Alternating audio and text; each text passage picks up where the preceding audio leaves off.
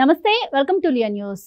జగన్మోహన్ రెడ్డి ముఖ్యమంత్రిగా ఉన్నప్పుడు సజ్జల రామకృష్ణారెడ్డి వ్యవహారం అందరికీ తెలిసిందే. అన్నీ తానై సకల శాఖ మంత్రిగా పేరు తెచ్చుకున్నారు. ఈవెన్ ముఖ్యమంత్రి గారి పర్సనల్ విషయాల్లో కూడా అప్పుడు ఆయన ప్రెస్ మీట్లు పెట్టి స్పందించిన విషయాలు మనందరికీ తెలుసు.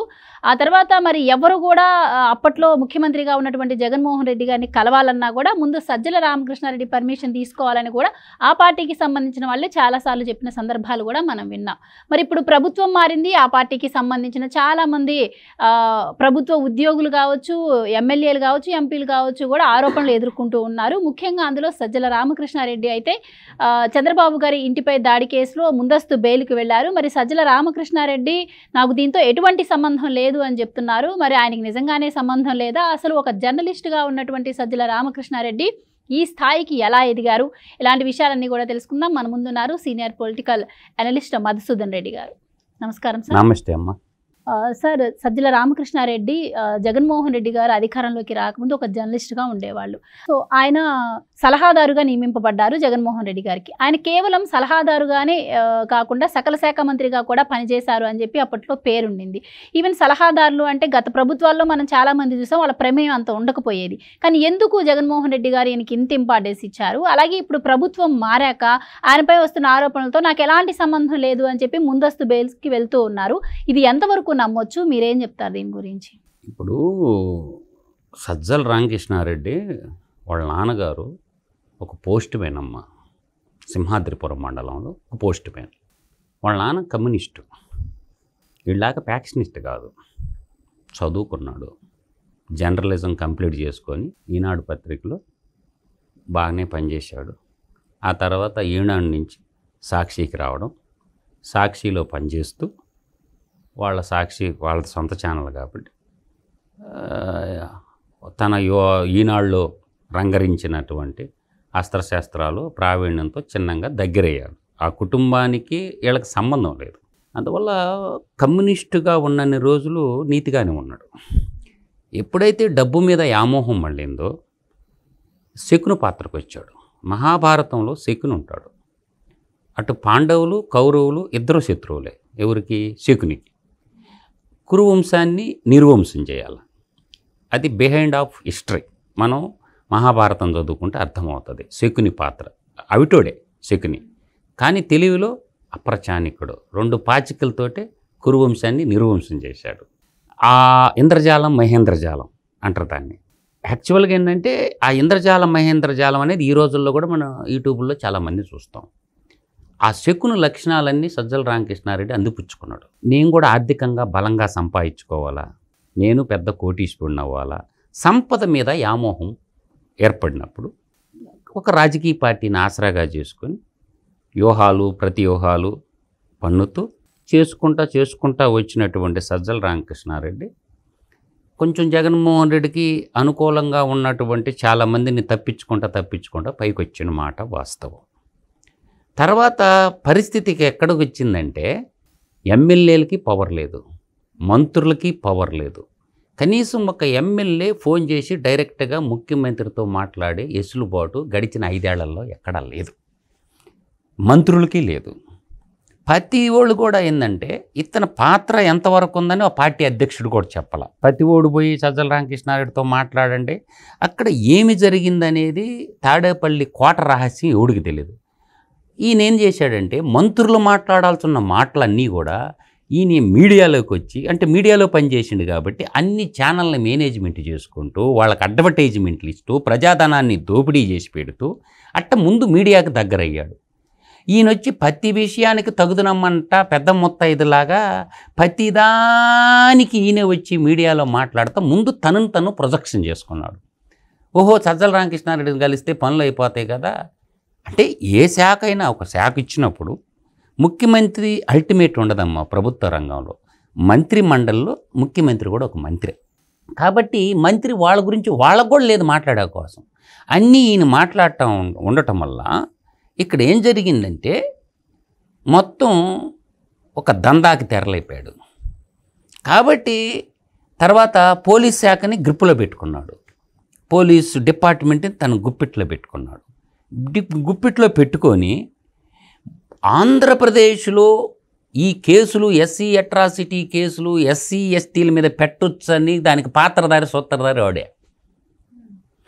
ఓయమ్మ ఈయన ముఖ్యమంత్రి దగ్గర ఉంటాడు కదా అని చెప్పి ఈ కింద ఉన్న స్టేషన్ హౌస్ ఆఫీసర్లు భయపడిపోయారు. స్టేషన్ హౌస్ ఆఫీసర్లు భయపడిపోయారు.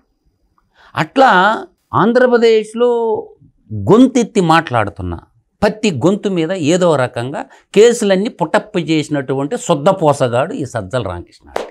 చేపించిందన్నీ వాడే. వాడు బాధితుల్లో నేను కూడా ఒకడినే. సో ఇది మంచా చెడా, ఇదేంది, ఇది ప్రజా ఉద్యమమా లేకపోతే ఇంకొక ఉద్యమమా ఏందా అనేది తెలుసుకోకుండా కేసులు వాడు ఇష్టానుసారం పెట్టించాడు. ఆ దెబ్బతిన్నటువంటి గ్రామాల్లో ఉన్నటువంటి ప్రజానాయకులకు అందరూ ఈడు చేసిన పనికి జగన్మోహన్ రెడ్డికి ఒక ముఖ్యమంత్రిగా ఉన్నాడు కాబట్టి ఆయనకు శత్రువులు అయ్యారు. అర్థమవుతుందా? ఈరోజు శుద్ధపోస మాటలు నాకేం తెలియదు అంటే ఎట్ట తెలుస్తుంది? అన్ని శాఖలు నడిపించినోడు నువ్వే కదా. ఇప్పుడు బయటకు వచ్చి చెప్తున్నారు కదా. ధర్మవరం ఎమ్మెల్యే గారు చెప్పారు. పోయినసారి ఆయన రాజమండ్రికి సంబంధించిన ఒక ఆయన బయటకు వచ్చి వారం రోజులు ఉన్న అపాయింట్మెంట్ దొరకనే లేదని అందరూ దుమ్ము ఎత్తిపోస్తున్నారు కదా. అందువల్ల ఏంటంటే ఇతను శకుని పాత్ర నైస్గా మాట్లాడి శకుని పాత్ర పోషించాడు. ఆ తెలుగుదేశం పార్టీ ఆఫీసు మీద చెప్పి చేసిండో చెప్పకుండా చేసిండో అర్థమైందా? దాడి చేపించిన దాంట్లో ప్రథమ ముద్దాయి A1 ముద్దాయి ఈడే. A1 ముద్దాయి కావాల్సిన్నాడు 100 దాటిపోయిండు. కాబట్టి ఇవాళ హైకోర్టుకి ముందస్తు బెయిలుకు పోయినావు. వాడు పాపం పండింది. పండు పండంది చెట్టు నుంచి రాలదు, ఆకు పండంది రాలదు. వాడు పాపం పండి ఇవాళ హైకోర్టుకు పోయిండు. ఇప్పుడు మాలాంటి వాళ్ళం అందరం కూడా హైకోర్టుకు పోయే కదా బెయిల్ తెచ్చుకున్నది. వీడు చేసిన అరాచకత్వమే కదా, ఈ దుర్మార్గుడు చేసిన పనులకే కదా. చిన్న నీళ్లు కావాలని ధర్నా చేస్తే కేసులు, రోడ్లు పోయమంటే కేసులు, ఇసుక దోపిడీ చేస్తున్నాడు. గొంతెత్తిన ప్రతి గొంతును నలిపేశాడు. ఏంది నీ జనరలిజం తెలివితేటలని? ఇప్పుడు BA చదువుకున్న బేవర్సగాడికి అంతుంటే, నేను మళ్ళీ అంట, BA చదువుకున్న బేవర్సగాడికి అంతుంటే కెమిస్ట్రీలో నిష్ఠాతులమైన మాకిన్ని తెలివితేటలు ఉండాలి. దేశమంతా పనిచేసినోడికి మాకిన్ని తెలివితేటలు ఉండాలి. అందువల్ల వాడు చేసిన అరాచకత్వానికి ఈరోజు వాడికి తెలియకుండానే రాష్ట్ర వ్యాప్తంగా అన్ని గ్రామాల్లో శత్రువులను ఏర్పాటు చేసుకున్నాడు. అందువల్ల ఇవన్నీ పసిగట్టుకోకుండా ముఖ్యమంత్రి ఒక 5 మంది క్వార్టరైన్ పెట్టుకొని 5 మందిలో వీడు ద్వారపాలకుడు. లోపలికి పోయి చెప్పుకోవాలంటే వీడు ద్వారపాలకుడు. వీడు అడ్డం ఉండేవాడు, టోల్గేట్ అనమాట. వీడు అడ్డం ఉండి లోపల వాళ్ళు బయటికి రాల.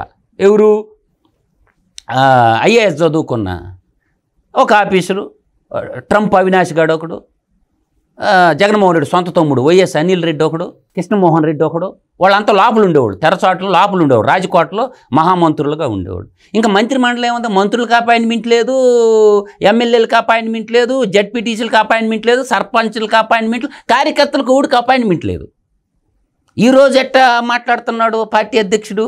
కుర్చీలేసి అన్నా మీరు బావద్దు, మీరు ఉండండి అన్నా, నేను చూసుకుంటాను. ఇదే పని ముఖ్యమంత్రికి ఉన్నప్పుడు ఎందుకు చేయలేదు? ఎప్పుడు కూడా ఏ పార్టీ అయినా ఒక గ్రామ సర్పంచి, పార్టీ గ్రామ అధ్యక్షుడు, గ్రామ సర్పంచ్ వాళ్ళే కదా గెలిచింది 80%. అది గెలవటం కాదు, దౌర్జన్యంగా గెలిచారనుకో, వాళ్ళకి అపాయింట్మెంట్ ఇవ్వాలా. ఏ ముఖ్యమంత్రి అయినా, ఏ పార్టీ అధ్యక్షుడైనా బూత్ కమిటీలో నుంచి వచ్చినటువంటి పార్టీ వాళ్ళకి ముందు వాళ్ళతో మాట్లాడాలా. వాళ్ళు కలవలేదనుకో గ్రౌండ్ లెవెల్లో పనిచేసేది వాళ్ళు కదా. అట్లా అపాయింట్మెంట్ లేకుండా ఆయన ఒక రాజ్యానికి రాజులాగా సీమాంధ్ర నేల భారతదేశంలో అంతర్భాగం కానట్టు, ఆ సీమాంధ్ర ఒక ప్రత్యేక దేశమైనట్టు, ఆ ప్రత్యేక దేశానికి ఈయన రాజు అయినట్టు, ఈయన మహామంత్రి అయినట్టు, ఈ సకల శాఖల మంత్రిగా పేరొందిన ఈయన మహామంత్రిగా ఎలగబెట్టి 5 ఏళ్ళు నిరంకుశత్వాన్ని, ప్రజాస్వామ్యాన్ని పక్కన పెట్టేసి నిరంకుశంగా చేసినటువంటి ఈ ముఠ ఏదైతే ఉందో వీళ్ళ సీమాంధ్ర రజాకారులు అంట. నేను ఇప్పుడు నిజాం నవాబు కింద రజాకారులు ఉండేవాళ్ళు 50 ఏళ్ల మంది సైన్యం. తెలంగాణ పల్లెల్లో గ్రామాన అరాచకత్వాలు చేసేవాళ్ళు, ఆడవాళ్ళని కొట్టేవాళ్ళు, ప్రశ్నించేవాళ్ళని కొట్టేవాళ్ళు, అడిగేవాళ్ళని కొట్టేవాళ్ళు. ఈయన ఎటువంటి వాడంటే సీమాంధ్ర నేలకి ఈ జగనాసురుడు నిజాం ప్రభువులాగా భావించుకున్నాడు. ఈడు మహామంత్రిలాగా తయారై ఆడవాళ్ళని చూడాల, మగాళ్ళని చూడాల, అందరిని చిత్రహింసలో పెట్టినటువంటి జగత్ కంత్రి అయినటువంటి వాడు ఈ సకల శాఖల మంత్రి, ఈ బెజ్జల దేవుడు గాడు. ఈయన వదలతరా? వదలరు. ఎందుకు వదులుతారు? దెబ్బలు తిన్నోళ్ళకి తెలుస్తుంది కదా బాధ ఏంది. అందువల్ల నేను శుద్ధపోసని, నాకేం తెలియదు, నేనేం చేయలేదు అంటే వదులుతారా? వదలరు. చేసిన పాపానికి ఫలితం వాడు అనుభవిస్తాడు సజ్జల రామకృష్ణ, దాంట్లో ఎటువంటి సందేహం లేదు. వాడిని మాత్రం వదలరు. ప్రభుత్వం వదలకపోయినా వాడు బాధితులు గ్రామాన్ని ఉండరు. ఇవాళ ఎందుకు దొంగలాగా దాక్కుంటుండవు? మగాడైతే బయట తిరగాలి కదా, ఎందుకు రూముల్లో కూర్చొని వీడియోలు వదులుతుండవు? మగాడివి కాదా? ఉంటే బయట తిరగరా రోడ్ల మీద. మేము తిరిగినట్టేను, మీ ప్రభుత్వంలో తిరిగినాం కదా రోడ్ల మీద. మేమంతా రోడ్ల మీద తిరిగినాం కదా. కొట్టుకోండ్రా, కేసులు పెట్టుకోండ్రా, ఏమన్నా చేసుకో, తిరిగినాం కదా. ఎందుకు ఇంట్లో కూర్చుంటున్నావు? ఏం మగతనం లేదా? అన్నిటికీ తగుదనమ్మంటే వచ్చేవాళ్ళు కదా. యాడికి పోయిర్రా మీ జర్నలిస్టులు అందరూ? తిరుగు రోడ్ల మీద.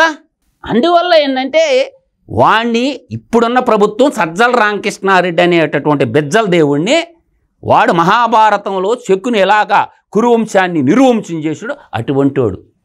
అందుకే కదా శర్మిల చెప్తుంటా కదా అప్పుడు కదా, వైఎస్ఆర్సిపి అంటే వై అంటే వైవి సుబ్బారెడ్డి, ఎస్ అంటే సజ్జల రామకృష్ణారెడ్డి, సి అంటే చెవిరెడ్డి భాస్కర్ రెడ్డి.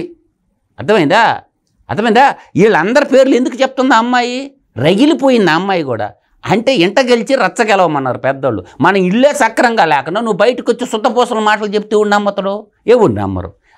అందువల్ల ఏంటంటే ఈడు జగన్మోహన్ రెడ్డి సర్వనాశనానికి శకుని. అంటే నేను చెప్పాను కదా, పాండవులు కౌరవులు అన్నదమ్ముల్లాగా ఉన్నోళ్ళు ఈ కులచిచ్చు ప్రణాళిక రచించినోడు ఈడు.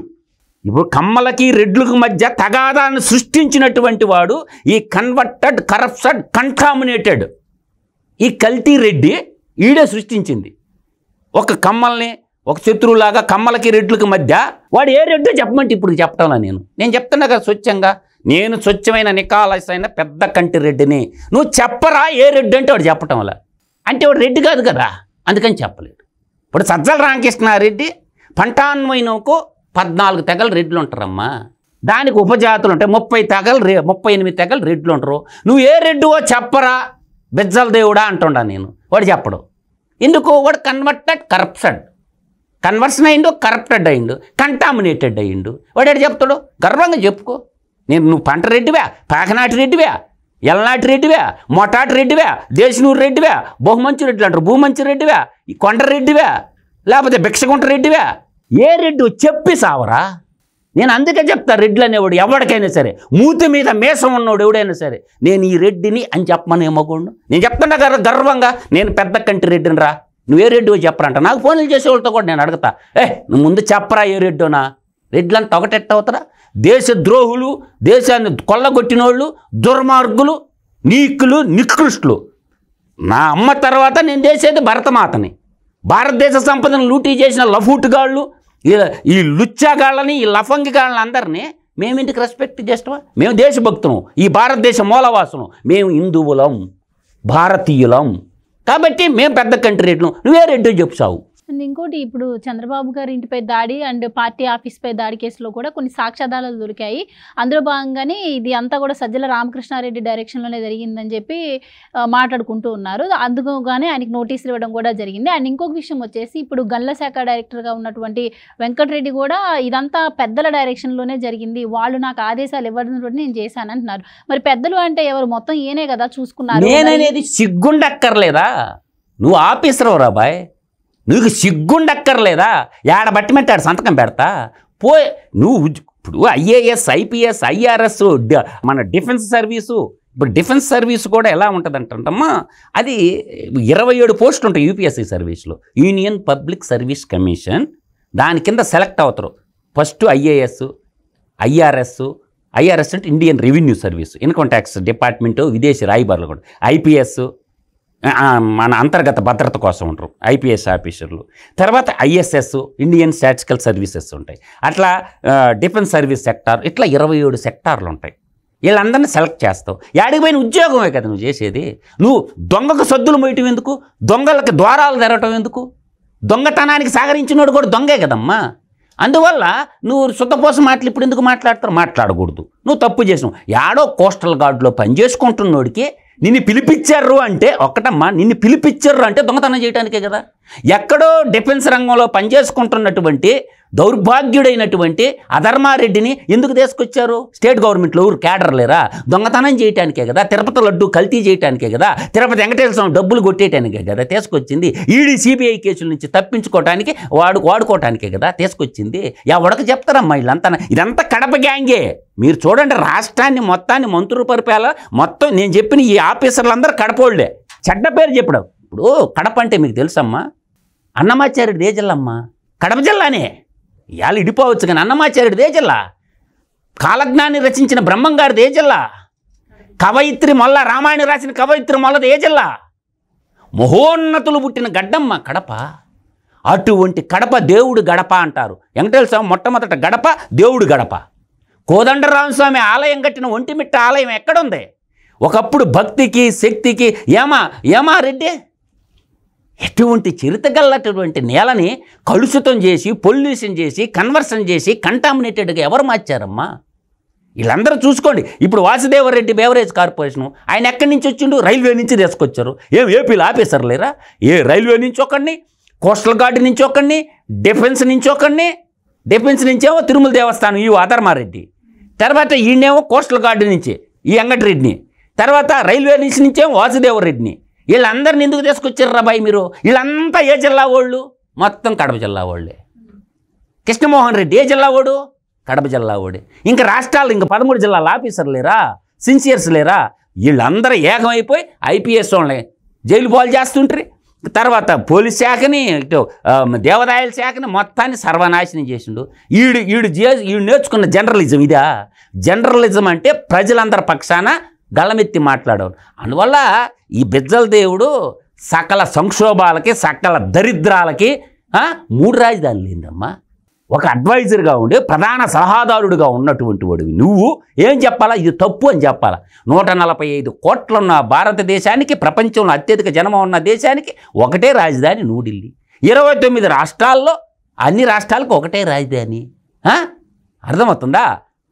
ఇటు ప్రధాన సలహాదారుడు సలహా ఇవ్వాల, అన్నీ తానై, సర్వం తానై అన్నీ వ్యవహరించడం. మంత్రులు మాట్లాడి, ఇప్పుడు సుచరిత మేడం ఉందమ్మా, మంచి మేడం, బాగా చదువుకున్నది.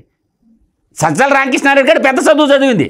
సుచరిత గారు నువ్వు బిఏ చదువుకున్న, ఆఫ్టర్ ఆల్. వనితా మేడం ఉన్నది, చేయనిచ్చినవరా శాఖ? నువ్వా వాళ్ళని చేయనిచ్చినవా? కనీసం హోం గార్డుని కూడా ట్రాన్స్ఫర్ చేయాల.